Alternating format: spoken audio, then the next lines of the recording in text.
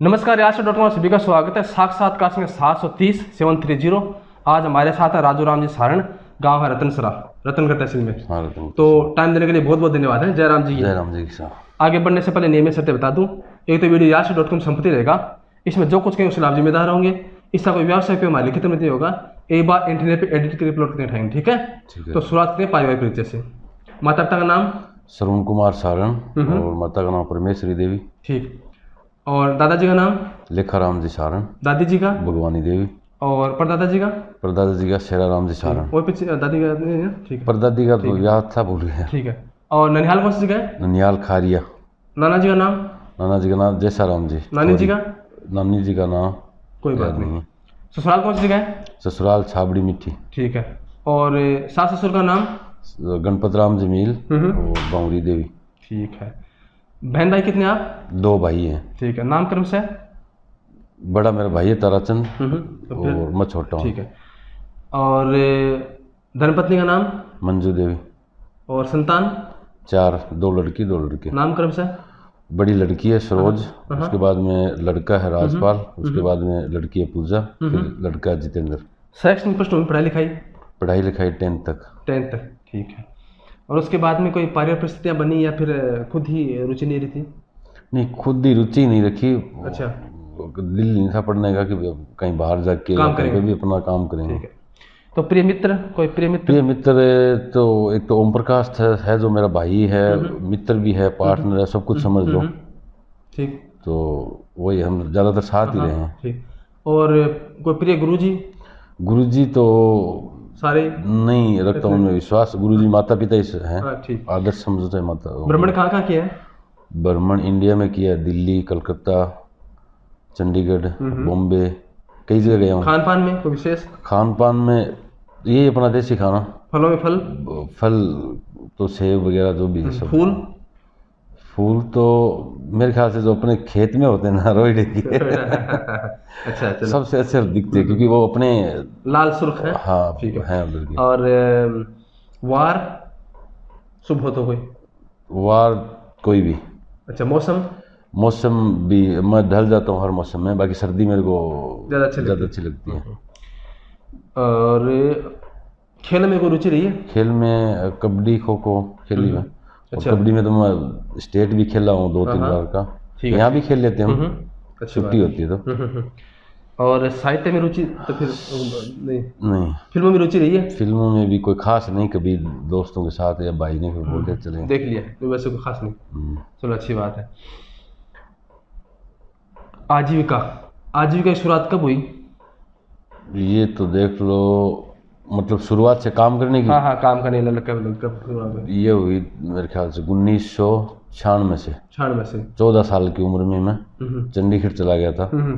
तो क्या काम किया? ये टाइल का काम सीखने के लिए। अच्छा। फिर 2 साल वहाँ रुका, उसके बाद में सऊदी गया, 3 साल वहाँ रुका, फिर घर आया। बाद में 3 साल दुबई रहा, कंटिन्यू नहीं रहा, छुट्टी आ गया बीच में से।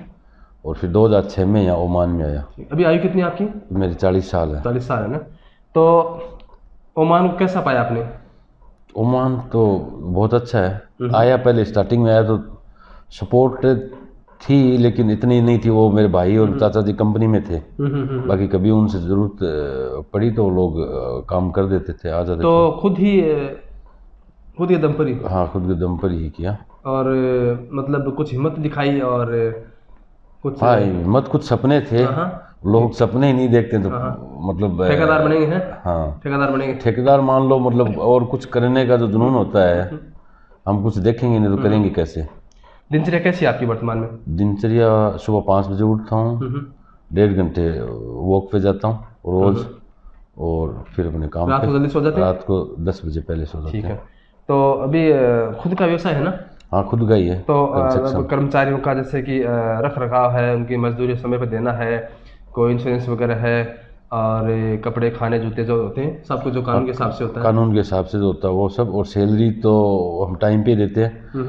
टाइम पे नहीं, जैसे महीने से पहले ले लेते हैं बहुत तो। और अपने जो राजस्थानी है वो एडवांस ही रहता है।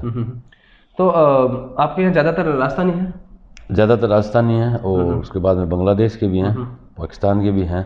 भाई जिसको जो जिसमें योग्यता वो काम करे। हाँ है, और सब मेरे तो सेम ही है, चाहे राजस्थानी हो, ज़्यादातर रिश्तेदार भी अपनी कंपनी में, कोई बुआ जी का लड़का है, कोई मामे का लड़का से है, पर है सब सेम ही, चाहे बांग्लादेश का हो चाहे पाकिस्तान का तो नाम बताना चाहेंगे कंपनी का आप जो कंपनी का? मेरी जो अभी कंपनी है पुरानी वो है फ्लो सुपर, जिसका मेरा वीज़ा है। ठीक है। लेकिन अब ओम प्रकाश जो मेरा पार्टनर है, भाई भी है, अच्छा दोस्त भी है, दोनों ने मिलकर एक नई कंपनी बनाई हमारी खुद की। अच्छा। उसका है द एवरग्रीन तो इन्वेस्टमेंट। मतलब 7% आपका है उसमें, कोई 7% स्पॉन्सर आप ही हमारे हैं? स्पॉन्सर हम ही हैं। तो उसमें कितना इन्वेस्ट करना पड़ता है? उसमें 10-15 लाख समझो इंडिया के। अच्छा, मतलब उसमें सरकारी फीस कितनी रहती है काम चालू हो जाए ऐसा? सरकार बता रहा हूँ, टोटल 10-15 लाख 15 लाख में हो जाता है। 15 लाख में हो जाता है। और उसके बाद में आप ही स्पॉन्सर हैं, आप ही वीजा लोग? हमें स्पॉन्सर वीज़ा निकलवाना, अप्रूव करना, कहीं पे भी म्यूनसिपालिटी ऑफिस है जहाँ पे भी जाओ, सब अपना ही काम रहता है, उनका कुछ नहीं है। अच्छा, उसमें आपको थोड़ी स्वतंत्रता रहती है, मन का सुकून रहता है,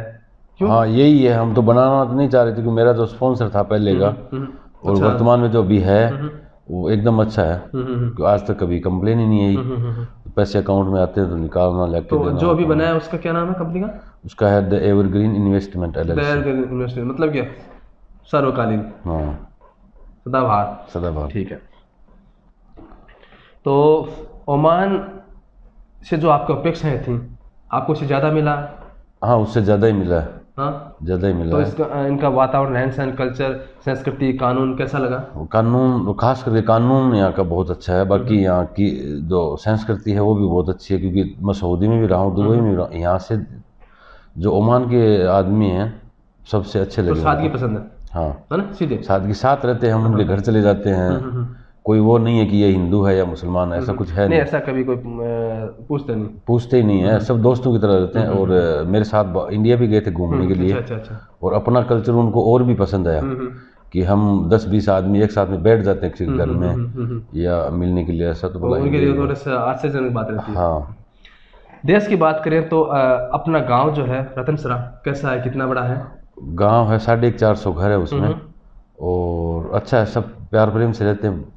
कोई गांव में कुछ चीज़ कमी महसूस होती है आपको? कमी तो ऐसे तो कमी नहीं बोलेंगे, लेकिन कुछ कमियां हैं जो मैं ये सोच रहा हूँ कि मेरे जैसे कई आदमी हैं, सक्षम हैं, वो करें, आगे आके कुछ करें। लेकिन मैं क्या कमी है ये तो अभी नहीं बताऊंगा, क्योंकि मेरे को शुरुआत करनी है। पहले की थी हमारे गांव में थोड़ी स्कूल थी, वो 10th तक थी, तो वो टीचर लोग भी बोलते थे कि ये कुछ करो, कमरे कम हैं। गवर्नमेंट को भी रिक्वेस्ट किया लेकिन कुछ हुआ नहीं। फिर फर्स्ट में मेरे पिताजी के नाम से भवन बनवाया एक स्कूल में, और अब 2-3 मेरे परिवार में भाई हैं, उन लोगों ने भी बनाया, 2 प्रधान जी ने बनवा दिया, ऐसे करके। तो मतलब समाज सेवा में रुचि है आपकी? हाँ रुचि है भाई। कोई जैसे, क्योंकि सबको आस होती है, जो बाहर कमाता है, विदेश कमाता है, जो आसामी होता है, मोटा पैसे वाला सेठ या जो भी है, थोड़ा पैसा शुल्क मतलब अच्छी तरह कमाते हैं, मारवाड़ी बोलो बीच में। तो उसमें क्या होता है कि उन्हें लगता है कि यार हमें आशा और हमारा काम ये करे तो गांव का ही भला हो। हाँ सही बात है, हाँ ऐसी तरह रहती है। बाकी है बहुत मेरे से भी सक्षम है गाँव में, समझ लिया गाँव में नहीं है तो कोई दूसरे गाँव में, वो थोड़ा लगाने के लिए दिल चाहिए ना कि भाई हमको करना, ऊपर वाले ने दे रखा है, बहुत कुछ दे रखा है। ऐसा तो सबके पास होता है, लेकिन थोड़ा सा हृदय भी होना चाहिए, हृदय भी होना मन भी चाहिए, होना चाहिए, मन भी होना चाहिए। तो अपने देश की राजनीति के बारे में बात करें तो वर्तमान में राजनीति कैसे चल रही है? केंद्र में राजनीति कैसी है, अपने प्रदेश में कैसी है? राजनीति तो प्रदेश में भी थोड़ी ठीक नहीं चल रही है, उठापटक चल रही है। उठापटक चल रही है, वो नहीं होनी चाहिए। उन्हें राज्य से मतलब कि अपनी अपनी सीट बचाने से मतलब, सीट बचाने से मतलब ऐसा कुछ ऐसा होना नहीं चाहिए। बाकी काम तो अपने हुआ है राजस्थान में, ऐसी बात नहीं हुआ है। और केंद्र में तो उसको हम राजनीति तो कहेंगे ही नहीं, मतलब कि नए नए गड़े मुद्दे उखाड़ के उन पे कुछ करवाना, और किसी दूसरे में तोहमत लगाते रहना, और पार्टियों का, छोटी छोटी पार्टियों को खा जाना, और बनी बनाई सरकारों को गिरा देना। और जो जनता ने चुना उसको गिरा, फालतू के मुद्दे, गड़े मुद्दे उखाड़ना, और बिना मुद्दों के जो है वो चुनाव लड़ना, ये चल रहा है आजकल। बस यही चल रहा, मुद्दे हैं कहाँ केंद्र सरकार के पास, यही है। तो मुद्दे तो बचे ही नहीं है ना, और जब पूछे जवाब मांगे तो कहते जुमलाबाजी थी, जुमलाबाजी थी। यही चल रहा है। तो आपको लगता है कि कभी इस चीज़ में सुधार होगा?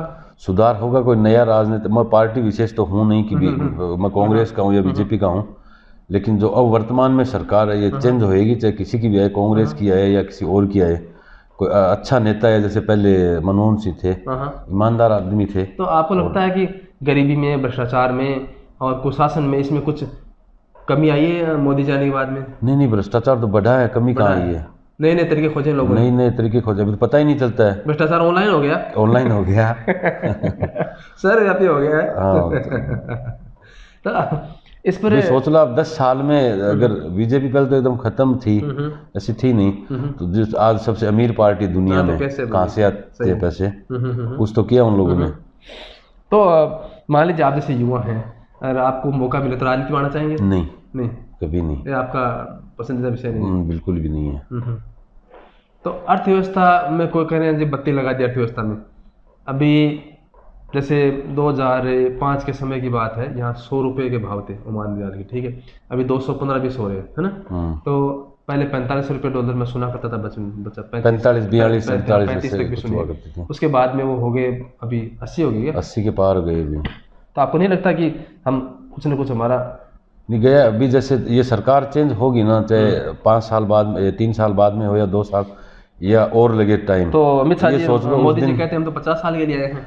वो आए थे 50 साल के लिए, पता नहीं रह सकते हैं क्योंकि उनका सिस्टम बनाया हुआ उनकी होगा। नीतियां हैं, नोटबंदी है, जीएसटी है, लोग कहते हैं ठीक तरीके से लागू नहीं हो पाई, या उन पर कोई होमवर्क नहीं किया उन लोगों ने। सही बात है, होमवर्क भी नहीं किया। नोटबंदी तो होनी नहीं चाहिए थी, क्योंकि अगर होनी चाहिए थी, बात ये नहीं है कि होनी चाहिए थी कि नहीं होनी चाहिए थी, जो नकली करेंसी थी वो तो सारी जमा हो गई। 99.7 ऐसा कुछ 3% इतना वो आ गया, रिजर्व बैंक के हिसाब से आ गया।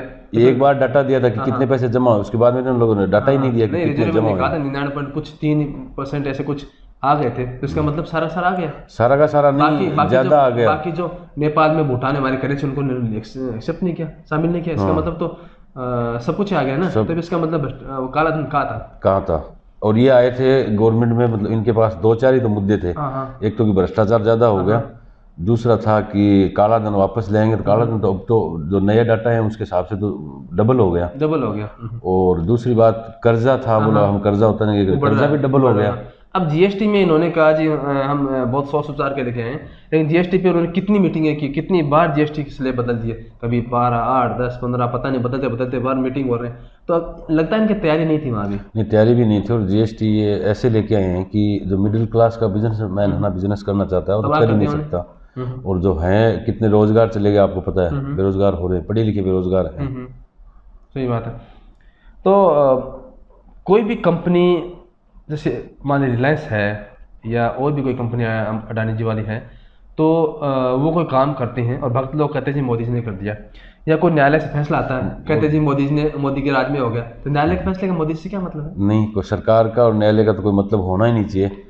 अब ये लोग क्या करते हैं कि किसी न किसी वकील को खड़ा करते हैं और कहते हैं आप जाओ कोर्ट में, फिर वो लड़ता है, फिर वो फैसला आता है, कहते हैं जैसे मान लीजिए कहते हैं जी पूजा कानून है, वो 1992-94 जो भी है, तो अब इनके पास बहुमत है, सरकार है, तो क्यों नहीं उसको हटा दे? तो हाँ, हटा देना चाहिए। कोर्ट में लटका आज तो कोई रोकने वाला तो है नहीं, 300 प्लस है। हाँ, बहुमत है, क्या दिक्कत है?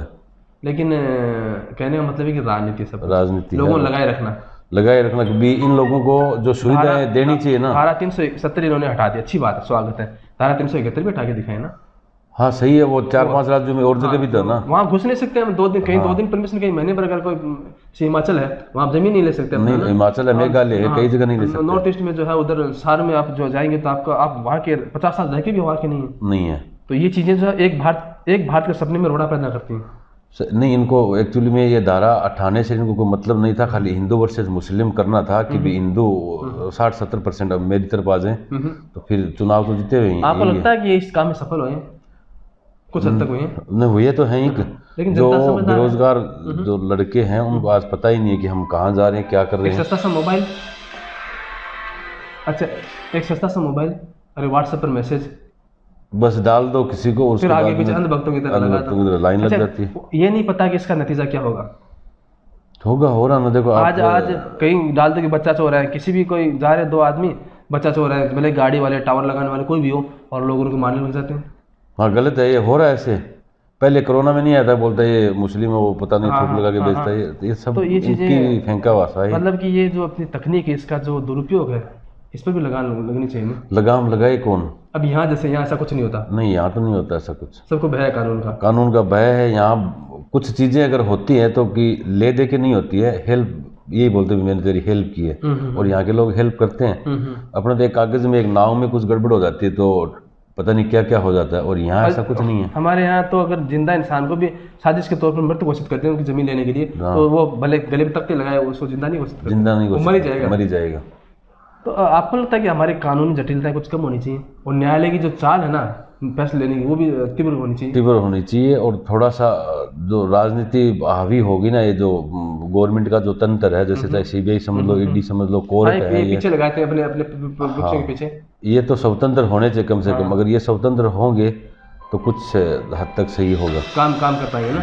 आपको लगता है कि इनका दुरुपयोग हो रहा है? हो रहा है, विपक्षों को दबाने में, सबको पता हो रहा है, सरकार गिराने में। गिराने हर किसी ने कमजोरी तो होती है, कहीं ना कुछ गलत तो हुआ ही होता है जीवन में, तो उसकी कमजोरी पकड़ के दीजिए हम आ जाओ हमारे तरफ, नहीं तो नहीं तो ये हो जाएगा वो हो जाएगा। तब इसीलिए कई ईमानदार जो है चुप बैठे बेचारे। भारत में आम आदमी के हाथ में सत्ता कब आएगी? उसमें उसे महसूस होगा कि हमारा प्रतिनिधित्व है, क्योंकि हमारा प्रोक्स होता है। मतलब हम सांसदों को चुनते हैं, वहाँ जाके प्रधानमंत्री को और बनता है।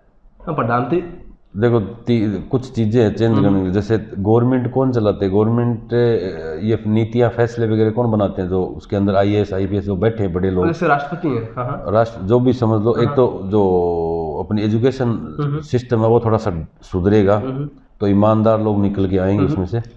और दूसरा जो थोड़े से बताया ना, कलेक्टर वगैरह हैं सचिवालय में जो रहते हैं, वो थोड़े से ईमानदार हो गए तो नेता को ईमानदार बनना ही पड़ेगा। आपको लगता है कि हमारा जो राष्ट्रपति पद है वो एक नाम के लिए? मैं कहता हूँ कि किसी न किसी समुदाय को, संप्रदाय को तुष्टि करने के लिए बस काम में आते हैं।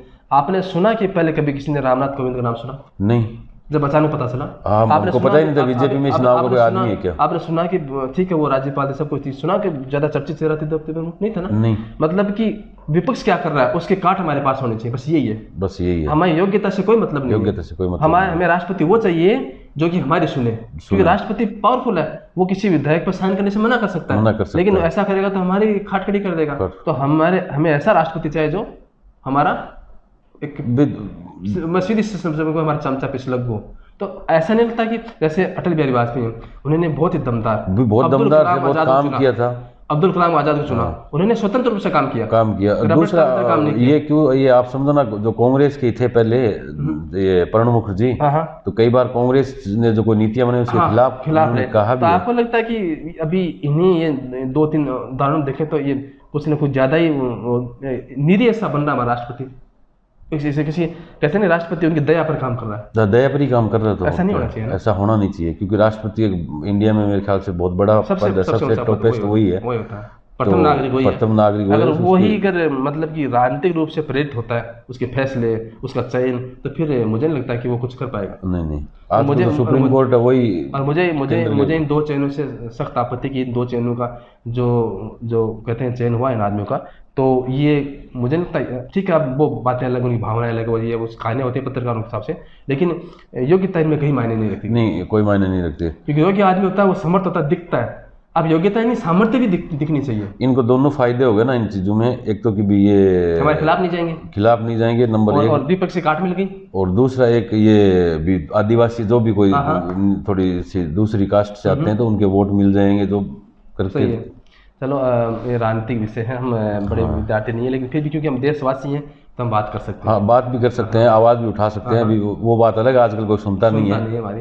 तो आप युवा हैं और समर्थ हैं, मैं चाहूँगा कि दिनों दिन प्रगति करें, गाँव में जो सपने आपके हैं, जो कमियाँ महसूस होती हैं उनको पूरा करें, और युवाओं का साथ लें और प्रेरणा बने। ठीक है, टाइम देने के लिए बहुत बहुत धन्यवाद। आपका भी जो है देश में सहभाग रहे। ठीक है, टाइम देने के लिए थैंक यू जी। जय राम जी की।